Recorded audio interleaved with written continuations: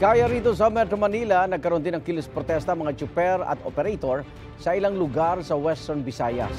Live mula sa Iloilo City, may unang balita si Zen Kilantang Sasa ng GMA Regional TV 1 Western Visayas. Zen? Igan, bilang pagpapakita ng kanilang hindi pagsang-ayon sa pag-phase out ng traditional PUJ, nakiisa sa tigil pasada ang ilang mga tsuper dito sa Iloilo City at Negros Occidental.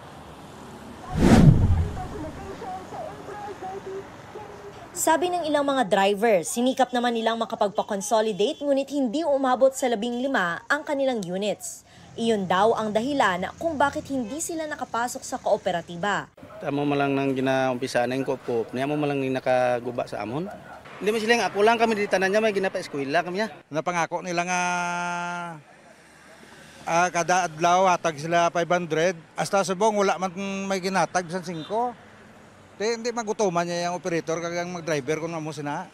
Ang ilang operator nais maliwanagan sa consolidation ng mga PUJ bago nila bitiwan ang kanilang prangkisa. Isa ka ginapanawagan namon nga kung mag-consolidate ginman ang individual, ihatag sa individual ang kahigayunan nga ang franchise ilagyapon ngalan. Para naman sa pasahero na si Saimel, sana raw ay unahin ng gobyerno ang kapakanan ng mga pasahero dahil sila raw ang lubhang apektado. Budlay Japon magsakay bisan sa modernize magutok Japon.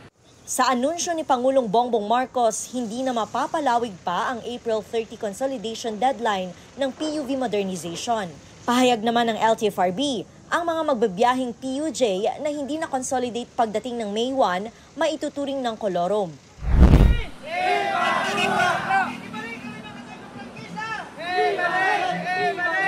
Sa Talisay City, Negros Occidental naman, daan-daang mga PUJ driver ang nagtipon upang ipanawagan ang muling pag-extend ng consolidation dahil mawawalan umano sila ng kabuhayan kapag di sila umabot dito.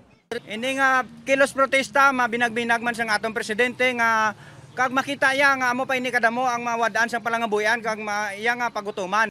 Ayon sa LTFRB 6, mahigit 60% ng mga PUJ sa Western Visayas ang nakapagpa-consolidate na.